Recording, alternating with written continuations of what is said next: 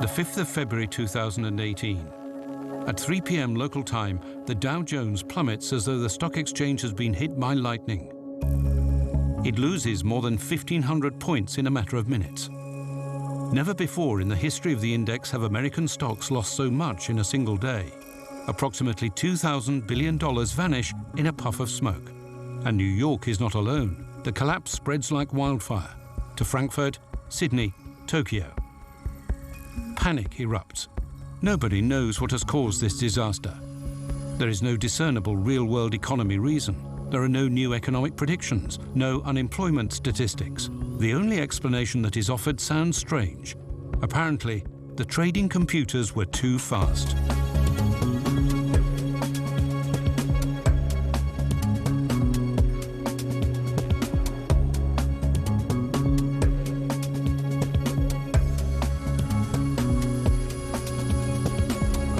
How is it possible that a fringe development of automated stock trading, the astronomical acceleration of computer systems, could almost cause a worldwide financial crisis?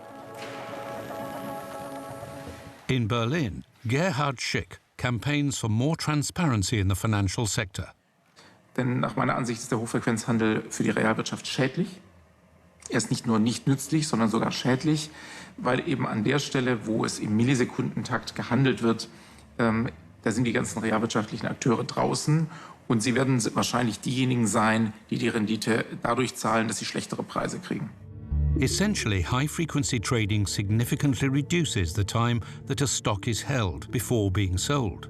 Sometimes it's just milliseconds or even microseconds. High-frequency trading is the opposite of long-term investment, which is what stock markets were actually designed for. Access to stocks also became a lot faster. The quality of the investment was no longer the deciding motivation for buying or selling. All that mattered was who could react the fastest.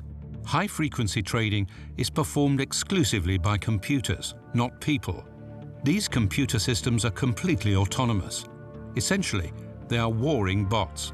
High-frequency traders place their computers as close as possible to stock exchange computer systems, a process known as co-location. Proximity and high-speed connections are a deciding factor. For example, a pension fund wants to buy 600,000 shares at a price of $9.50. Their order goes out to various stock exchanges. When the order arrives at the first stock exchange, a high-frequency trading system detects it and immediately places its own orders for the same shares with all the other exchanges, faster than the pension fund can. Thanks to its high-speed systems, the high-frequency trader is able to buy up all the shares at a price of $9.50, then sell them to the pension fund for $9.51. The high-frequency trader has earned $6,000 within a few milliseconds and with no attached risk.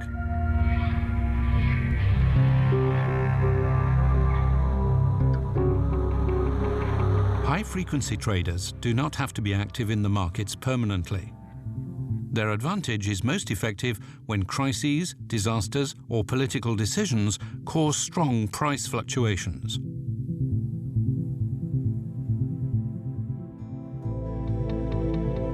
Essentially, high-frequency traders benefit from crises and are constantly waiting for the next one to occur. In the beginning, the intention was to use greater predictability and faster infrastructure to increase the stability of financial markets. In fact, the opposite has occurred. Automation has made them more vulnerable. After all, there is no electronic system that cannot be hacked.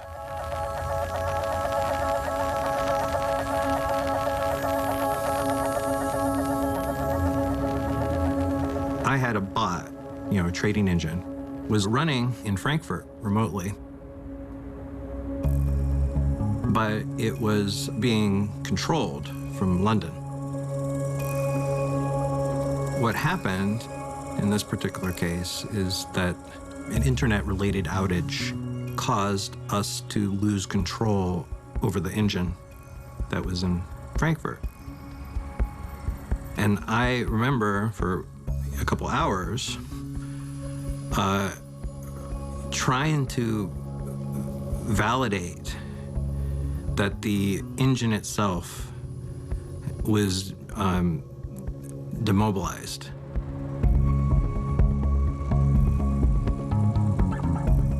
It turned out my engine was actually live. I had actually designed a feature that said if you break connection with the mothership, stop trading. But that feature had a parameter, and it was off. I had this engine that was basically trading. It could have lost, it could have lost $30 million, right? It lost a few $100,000. But it was a terrifying experience. Chaim Bodek is a trader and commerce software developer in Stamford, Connecticut. He played an important role in the development of automated stock trading. His idea of using computer algorithms to process information as efficiently as possible is one of the foundations of modern stock trading. A second prerequisite for success is a high-speed data connection. The French businessman Stéphane Tic knows all about fast data transfer. His companies, McKay Brothers and Quincy Data, are based in Paris and California and operate the fastest data connection between New York and Chicago, the homes of America's most important stock exchanges.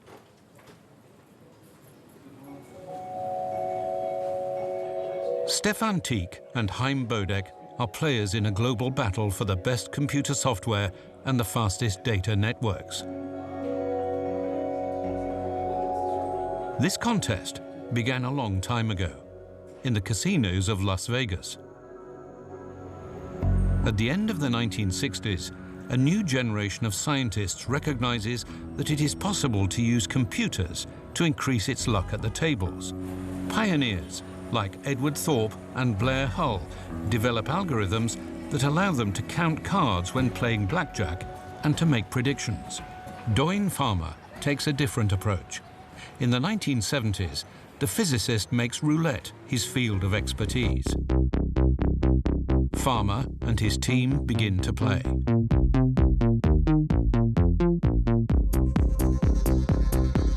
They soon discover that it's possible to predict the course of the ball if one knows its current position and speed. And then we embarked on building a computer that would allow us to do this. Now, this was 1976 when we got started. So you have to realize at that point there were no personal computers or anything like that. In Pennsylvania's Allegheny Mountains, Stéphane Tic's company is working on making the fastest data connection between New York and Chicago even faster. Nos réseaux sont conceptuellement très simples. Ils démarrent par une fibre. Cette fibre va entre le data center et la première tour. Elle arrive jusqu'à une radio.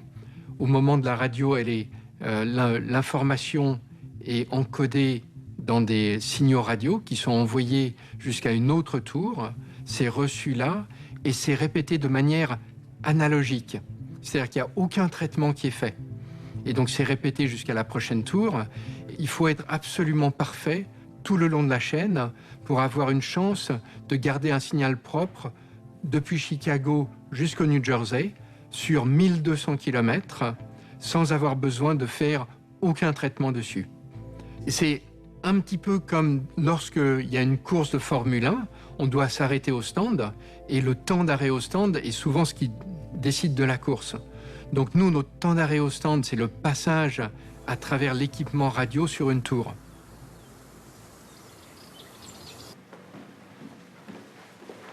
An algorithm is a rule for answering questions.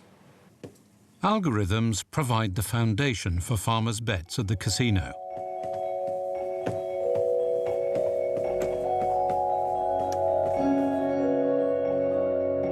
A computer is required to process algorithms quickly. At the time, however, these are large, expensive, and slow. This begins to change in the mid-1970s. The 6502 microprocessor had just come out. Same microprocessor that the guys from Apple used to build the Apple computer. Doyne Farmer's team designs a computer around the same processor.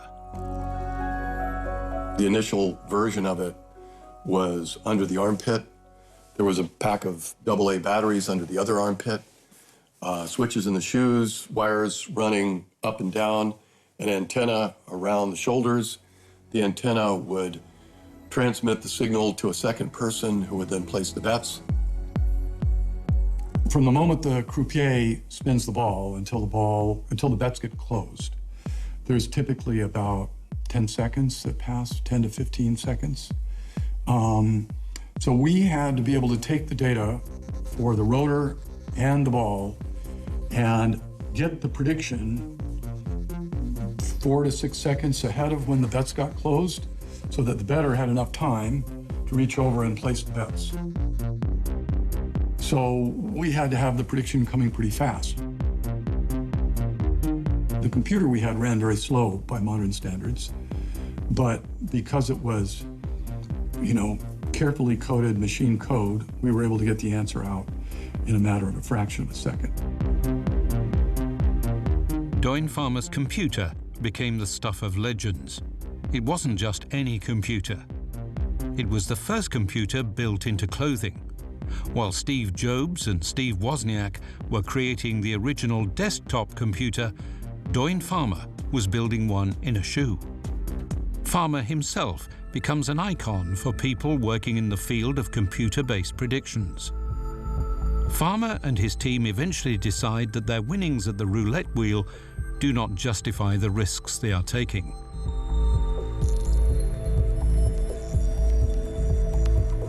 They return to more serious scientific fields. Farmer finds himself at Los Alamos, where he investigates methods of predicting the weather, among other things. Then the world changes, or at least the world of money. Now let's go to the financial desk in New York and to Bill Hurley to find out what's happening on Wall Street. Sonny, there's only one word to describe what's happening, and that is panic. The Dow Jones Industrial Average is off almost 200 points. It is down by 191, had been down a fall right now. Volume, 345 million shares. Incredible day on Wall Street. The Dow Jones Industrial Average right now down 271.53 points, putting the Dow below the 2,000 mark. The Dow right now at 1975.20. During the 1987 stock market crash, investors attempt to dump their shares in a panic. Their brokers eventually begin to ignore the frantically ringing telephone.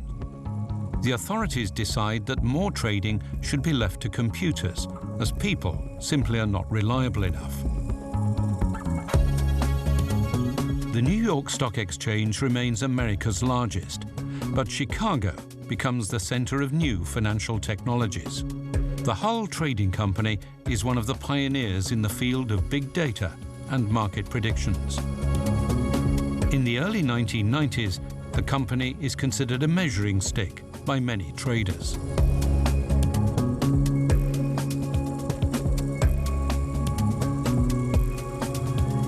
Like Doyne Farmer, Hull Trading Company's founder Blair Hull had originally put his mathematical skills to the test in Las Vegas, where he counted cards at the blackjack tables in the 1970s.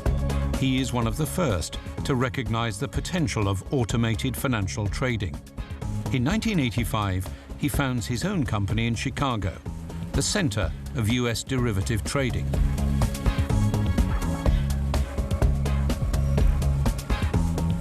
Chaim Bodek joins Hull's team in September of 1997. Quantitative analysts are also in high demand in Europe. The best emerge from the universities in Paris. Mathematicians are welcome additions to the market, as are physicists like Stefan Tieck.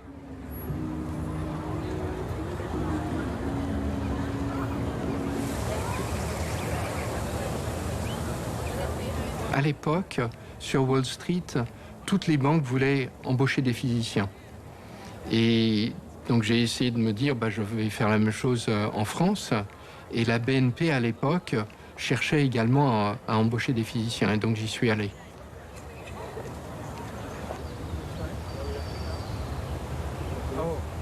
Une des choses que j'ai apprises et découvertes, c'est que les mathématiques financières vivent dans avec des espèces d'artifices de calcul qui sont justifiés, hein, mais qui sont quand même des artifices de calcul. Et c'est impossible de décrire la réalité parfaitement. Et il n'y a pas d'équation de la bourse. Il y a uniquement des approximations de la bourse. Mais c'est quand même un monde sur lequel BNP Paribas et plein d'autres banques qui font des dérivés ont bâti une activité qui marche en fait très bien. Donc c'est un monde, c'est un artifice qui est à la fois faux, parce qu'il ne décrit pas la réalité, mais qui est suffisamment bien approché pour pouvoir servir à monter des activités de plusieurs milliards de revenus par an. While we were doing the roulette project, our friend Rob Shaw came over and said, I just found out about this amazing thing of chaos. So we went up to the lab and we looked at the simulation on the analog computer and we were just amazed because you could see that even though there were deterministic equations, it was making this random looking set of patterns on the screen. And so we got completely fascinated by that, and we created algorithms for identifying patterns in nature that are described by chaotic dynamics.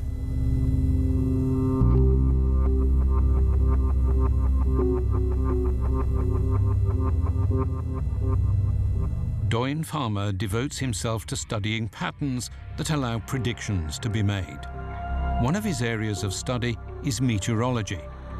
Farmer and his team in Los Alamos are able to expand the time frame for precise hurricane predictions from 2 days to 5. This gives emergency services valuable time to evacuate people in danger. Every time I would talk about this, somebody would say, well, have you applied this to the stock market? And so I kind of got tired of saying no. Meanwhile, I heard about the efficient markets hypothesis, which says that stock markets are inherently unpredictable. It was a very popular theory at the time, and I didn't believe that. So Norman and I, once again, left. He left his job at University of Illinois, and I left my job at Los Alamos, and we gathered with some other younger scientists and a business guy and started a company to use computers to predict the stock market. This was in 1991, and we called ourselves Prediction Company.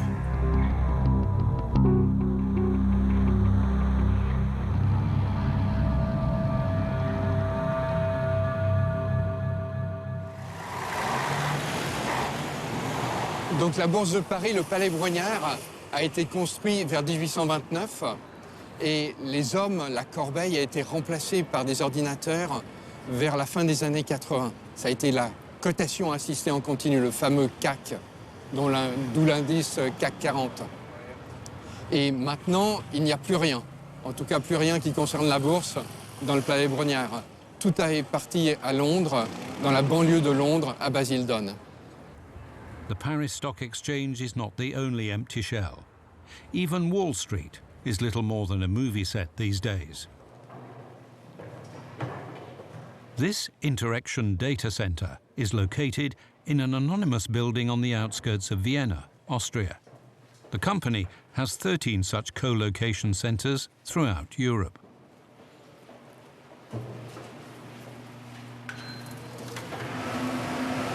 More than 100 internet service providers, 5 internet exchanges and important cloud services have computers stationed here, as does Vienna's stock exchange.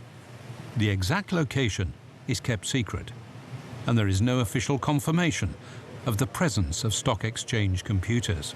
Wichtig für das Geschäftsmodell, das Interaction betreibt, ist das Rechenzentrum an einem der Knotenpunkten der internationalen Datenrouten zu platzieren, um diese Community of Interests, wie wir sie nennen, optimal ausnutzen zu können. Das heißt, wir verbinden hier an unserem Standort Unternehmen miteinander, um optimal ihre Geschäfte abwickeln zu können.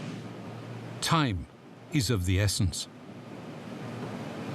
Also Geschwindigkeit spielt eine wichtige Rolle. Die Latenzzeit, die sich Kunden erwarten, bewegt sich im Millisekundenbereich. Und das ist für unterschiedliche Geschäftsmodelle von Gaming bis hin zu Finanzdienstleistern ganz wesentlich. For this reason, the Vienna Stock Exchange's most important server, over which deals are made, isn't located in Vienna at all. It is in Frankfurt. In the race to buy or sell, it's important to be as close as possible to the main server of the main stock exchange. Proximity is time, and time is money.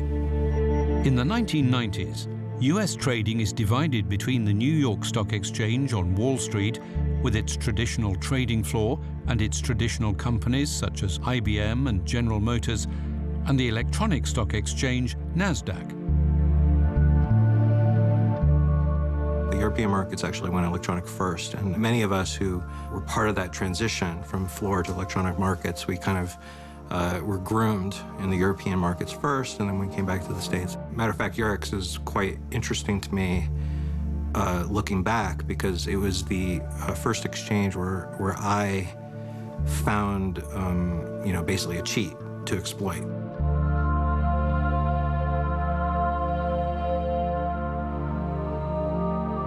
I got a lot of credit, and I got a big promotion for finding a cheat on the Eurex exchange to get prices faster than we should have. And years later, when I hit the front page of the Wall Street Journal for my whistleblowing against Direct Edge, a former colleague from Hull contacted me by email and said, "Hey, what you turned on Direct Edge is very similar to what we were doing on Eurex." And I had been a whistleblower for a year, and had not really acknowledged that I was guilty of the same type of thing that I had turned in. You know, I just hadn't equated the two. And it made me realize how difficult it is for people to really see what they're doing in our industry.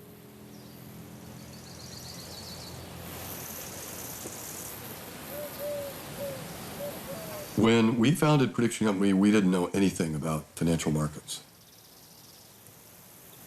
Our method was to look for patterns in the data, and when we found those patterns, then we would design a trading system that would make bets based on the patterns. What do you think? Let's go. We learned some lessons from roulette. One lesson was that you've got to bet big. The stock market also, to make a good model, you don't have to predict very well. If you're right 55% of the time, if you make enough bets, then you can make a pretty good profit. And unlike roulette, where if you start to win, they can just throw you out or threaten to break your kneecaps, the stock market, they don't kick you out for winning. So we actually took us about 5 years before we really found something that genuinely worked in a consistent way. But once we did that, it worked very well. And so Prediction Company traded subsequently for about 25 years. Though I left in 1999. My goal had originally been to do it for 5 years and make some money and then go back to doing science research. It took me 8 years, so. We ended up selling it to UBS in about 2006 for $100 million. Speed is not only essential when operating a stock exchange. Investors and traders also have to react quickly. Those who are first to recognize price differences between stock exchanges can use this advantage to make a lot of money. At the turn of the millennium, the large banks realize that they are falling behind their competition. In 1999, Goldman Sachs buys the Hull Trading Company for $500 million. Hull was supposed to become like the backbone of Goldman, and it really didn't. And it really was a very, very different culture at Goldman than at Hull. And many of the people I related to didn't feel at home. Dissatisfied with the investment bank's business practices, a number of former Hull Trading Company employees leave Goldman Sachs. In 2003, Bodek joins UBS, which is planning to open a new trading floor in Stamford. He is tasked with creating the infrastructure from the ground up. I remember the first time I heard about high-frequency traders, I was in the elevator with a person who's very, very senior in the business now, and he was complaining about how they would interfere with, the trading profits of the desk he was running, but that they didn't make that much money. And that was what's so interesting, is that this strategy class made a huge amount of volume, but not much money at all. And we were like, why would people do that? Why would you do all that work and make such a small profit? Many were surprised by the rise of high-frequency trading. The financial journalist Jennifer Neal kept a close eye on developments from the very beginning.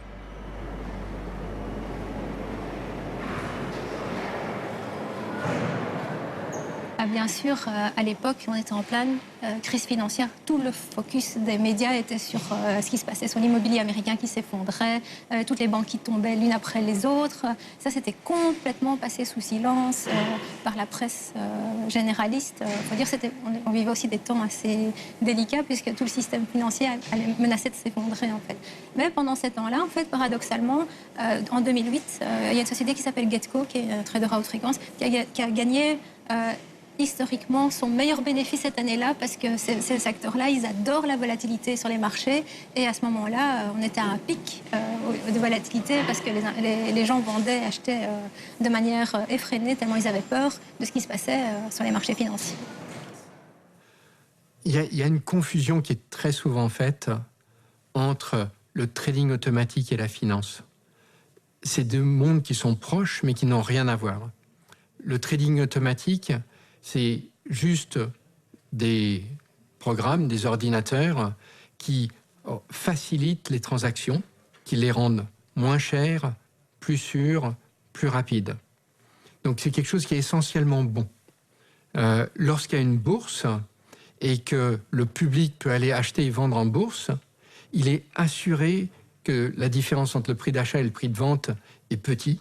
Il est assuré que ses coûts de transaction sont faibles et que tout se passe bien. While the explosion of high-frequency trading in the early 2000s continues, Chaim Bodek is developing new trading strategies for his employer UBS. He calls it size game. His algorithm follows a simple logic. Because large orders are given preferential treatment by the stock markets, the money bot dynamically increases its order to remain at the forefront and push out competitors. However, there is a catch. He has to ensure that the artificially inflated order never actually takes place. If you put huge orders out there of that size and they all trade, you will go pretty much instantaneously belly up. Okay, I won't go into details, but it happened to other firms. It's a game of chicken in a way. We had to write algorithms that said, if you traded 30,000 contracts, you didn't want to trade those 30,000 contracts. So try to dump them immediately on another exchange where some other market maker is still quoting 30,000 contracts. So we created all this algorithm and this kind of war in terms of getting the largest, what we call participation rate. It turned into this horrible game of chicken and hot potato, where you quoted more than you really should in any responsible manner. And then if you actually got hit, which happened, you needed to dump it on other people before they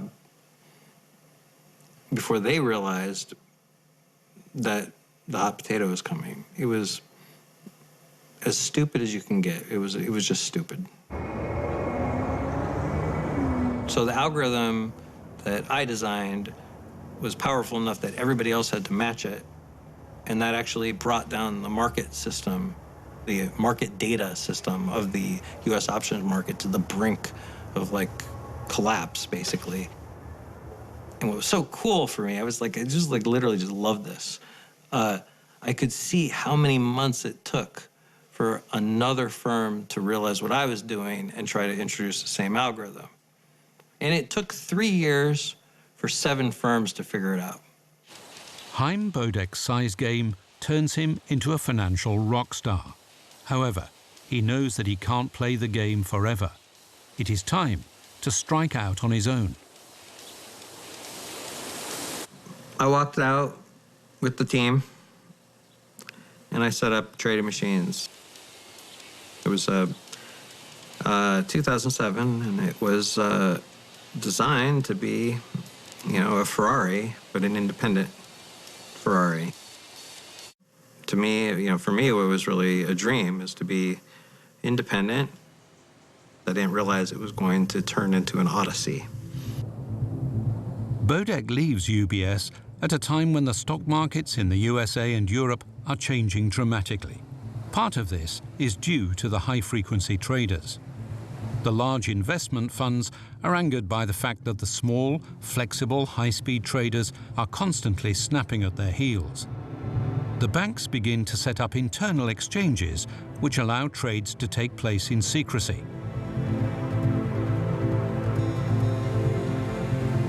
More than 40 of these so-called dark pools are established as alternatives to the 13 regular stock exchanges in the USA alone. The movement of investors into the dark pools forces the stock markets to cater to the high-frequency traders, and they soon make up the majority of trades. Some estimates put the number as high as 70%. Before long, the banks themselves cannot resist the temptation of the high-frequency money and open up the dark pools to high-frequency trading. Speed is all important. On s'est approché de la vitesse de la lumière. On est aujourd'hui à environ 10 microsecondes au-dessus de la vitesse de la lumière.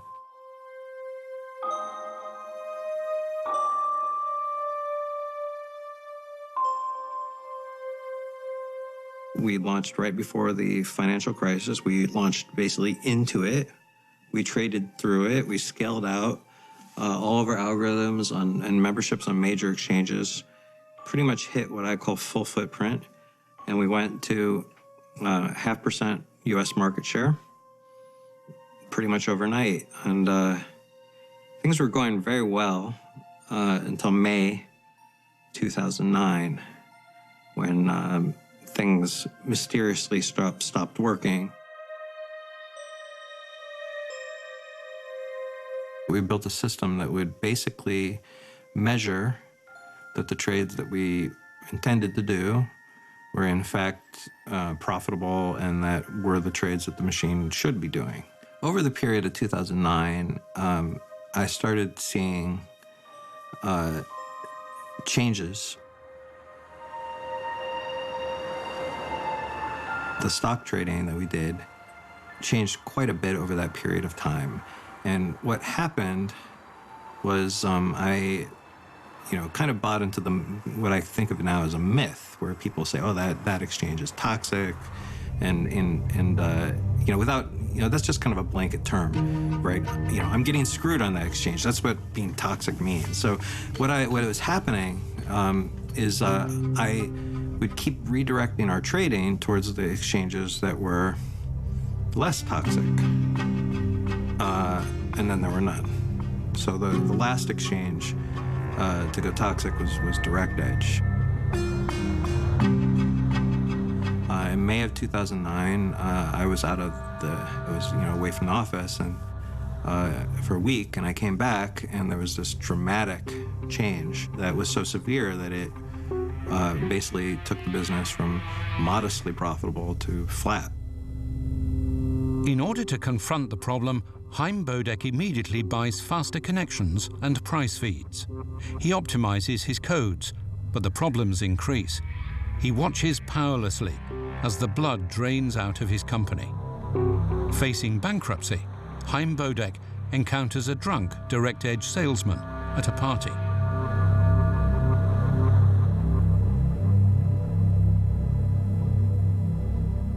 He just told me, and he outlined 3 major abuses I got interested, and I remember taking out a napkin. I don't know where we found the pen or something, but I wish I had this napkin still. I'm like, what? Do you mean it works like this? And he explained to me these very, very sophisticated abuses. And he said to me that they'd built all this stuff to attract high-frequency traders, but they hadn't done a good enough job, so now they were going to make new high-frequency traders, and I was invited in the club to become a new abuser. It was 20 minutes of work to fix these problems that I had been chasing for half a year, and this guy could have just told me half a year ago. And if he had told me much earlier, it probably wouldn't have crossed my mind how wrong it was. But I was so angry. It was very clear to me that you either used the cheats or you were a victim. It was designed, there was no middle ground. You could not be innocent. Once Bodek discovers the reason for his company's failure, he embarks on a last-ditch attempt to save it. However, he is too late. Trading Machines enters bankruptcy during the turbulence of 2010 and 2011. For the first time, Chaim Bodek is forced to confront the realities of high-frequency trading. Do you think the high-frequency trading industry wants to say, well, we're using undocumented special order types and an obscure exemption in regulation NMS to get to the top of the queue? No, they're going to tell you they're faster than you. And that was, that's the false flag, let's say, or I don't know what the right term is, but the red herring. Speed is a red herring for a lot of tricks that my industry has developed to get ahead of other people. Activities of the high-frequency traders remain hidden from view for a long time. In 2010, something happens that suddenly lifts the veil. At 2:32 p.m.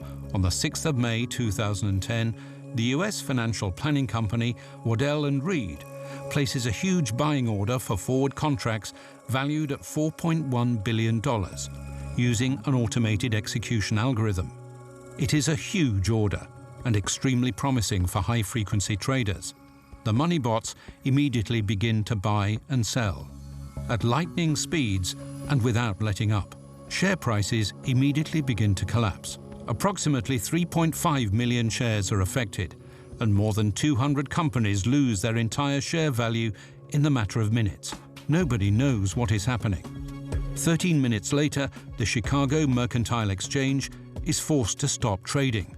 So much liquidity has been sucked out of the market that it's in danger of total collapse. After a break in trading of 5 seconds, the market calms down again. The cause of the events of May 2010 is never fully resolved. Experts assume that the collapse began at precisely 2:42 p.m. and 44 seconds, when the money bots had bought up the maximum permissible number of contracts and simultaneously had to change their position. A digital stampede which caused the market to implode. The stock exchanges immediately questioned the veracity of this explanation. Instead, 5 years later, a lone trader in the UK is convicted of having destabilized the stock market from his basement. This scapegoat allows the exchanges, banks, and high-frequency traders to continue playing their game. In 2013, another crash is caused by a fake tweet. Syrian hackers successfully used the Associated Press account to fake a terrorist attack on Barack Obama. Just one fabricated report is enough to cause turbulence in the financial markets. Once again, the severity of the event is soon brushed aside. Part of the reason would appear to be that nobody really knows why the markets are increasingly acting strangely. The largest flash crash to date happens on the 5th of February 2018. Its impact is felt around the globe. Man weiß es bis heute nicht ganz sicher, aber es gibt einen Verdacht, und zwar hat sich kurz nach diesem Flash-Crash 2018 ein Whistleblower zu Wort gemeldet Und der hat den Banken Manipulationen vorgeworfen. Der hat gesagt, da wurde bewusst manipuliert, um diesen Flash-Crash herbeizuführen. Doyne Farmer's journey from the casinos to Los Alamos and on to Wall Street eventually takes him to Oxford, where he now studies stability in complex systems like the financial markets.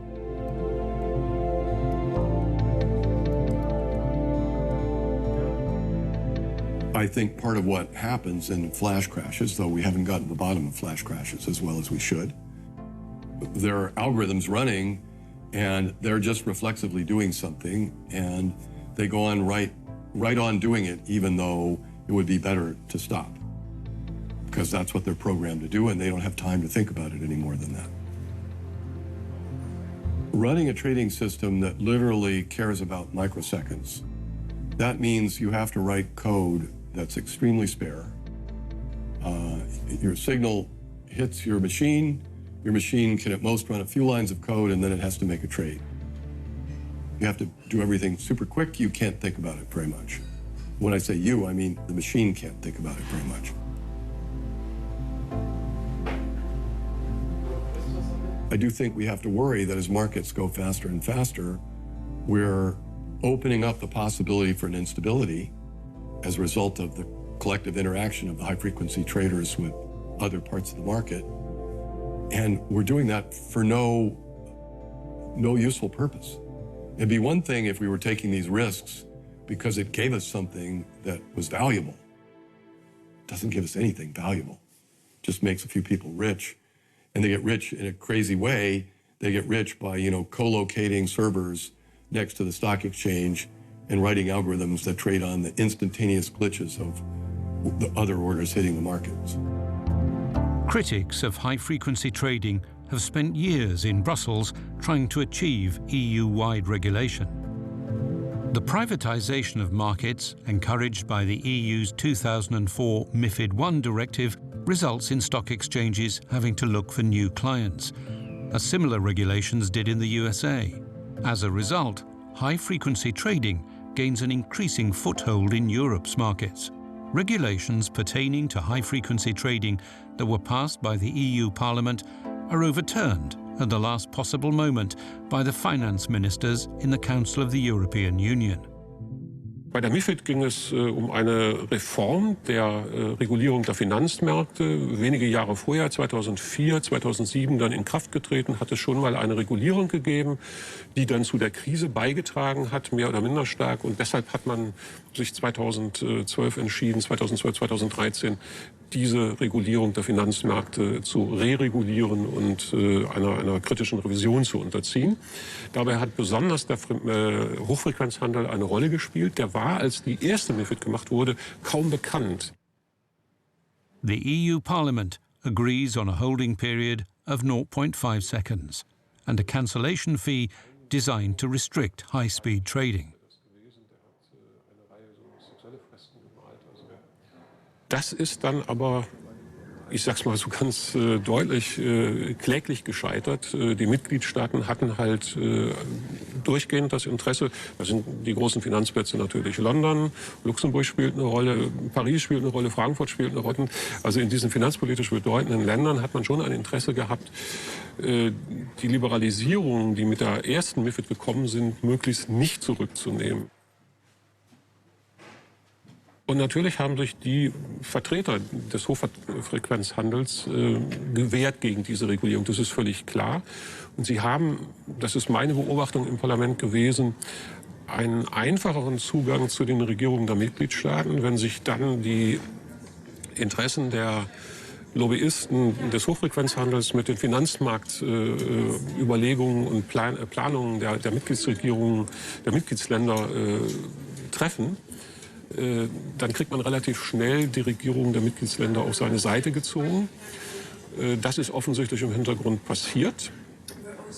Und das hat dann dazu geführt, dass der Rat also gerade diesen Part der Regulierung der MiFID einfach abgeblockt hat. At national levels, the problems are very similar.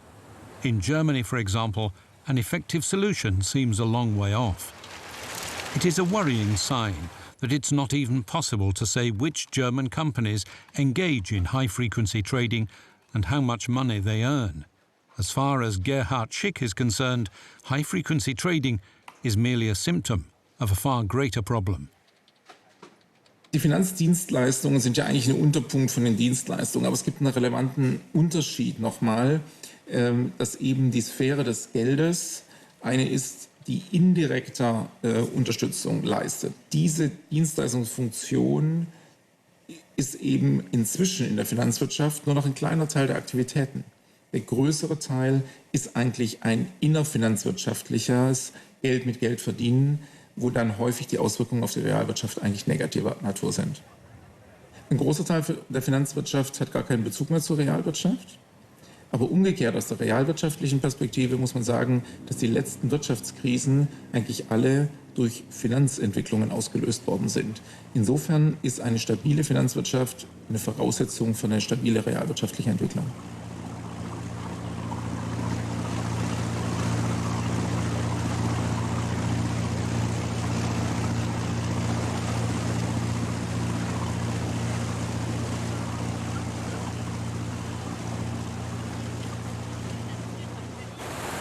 In 2012, the same year that the EU starts working on the MiFID II directive, Chaim Bodek becomes a whistleblower in the USA.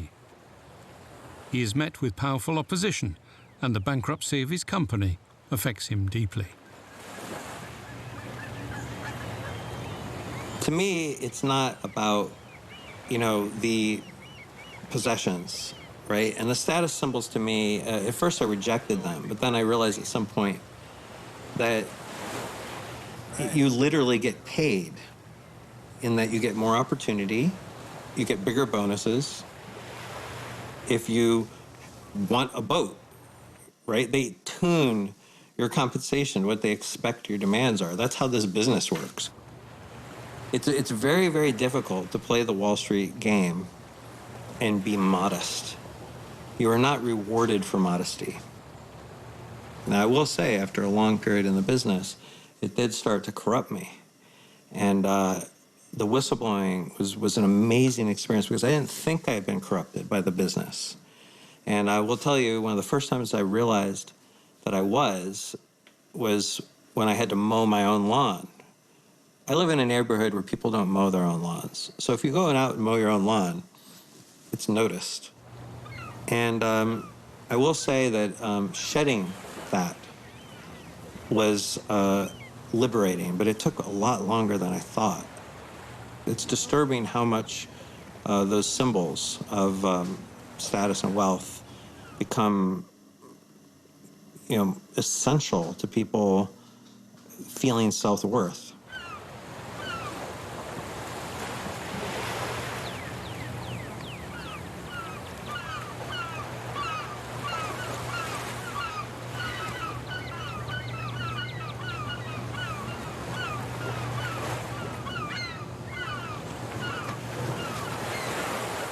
Most of the retaliation was done through the industry quietly.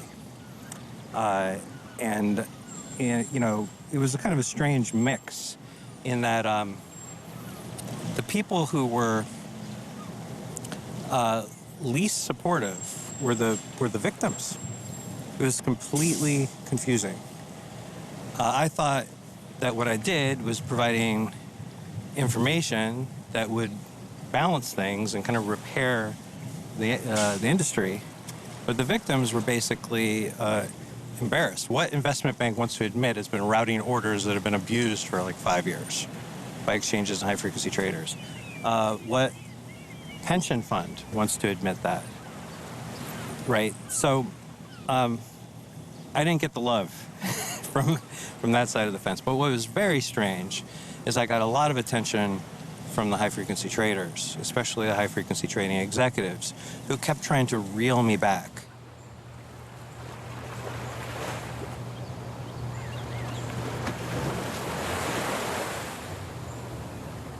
I will say that the process made me respect the bad guys way more than the rest of the industry, because they were actually right about the risks. They were right about the regulatory response. they pushed things to a level where they could manage it, and they didn't go beyond it. There was one president of a large high-frequency trading firm that had multiple percent market share, 4% market share, and he told me, he says, even if you tell everybody what we're doing, the buy side is so lazy. They won't read anything, they won't understand anything, they just won't do the work. You could just put it all out in a map and nothing will change. And I said to him, I said, we'll see about that. So a year later, I'm at a conference where I debated him. And after the conference, I said, you were totally right. I put it all out there, and it went whoosh over everyone's head. I was like, there's, I think, over 500 pages in the Federal Register of changes and documentation on features of exchanges. Its entire purpose was to level the playing field. And I think the only people who really read it were the high-frequency traders. Le trading haute fréquence est effectivement un symbole du remplacement de l'homme par la machine. Il me semble que c'est un cas où la machine est beaucoup plus honnête que l'homme. Beaucoup plus honnête que l'homme. La machine a des règles qu'elle suit. So when I got into this business, I thought the whole point was to replace the old boys club, to get rid of it. And what I learned after 20 years is what we ended up doing is that we automated the old boys club. It's alive, it's thriving, it's in the algos.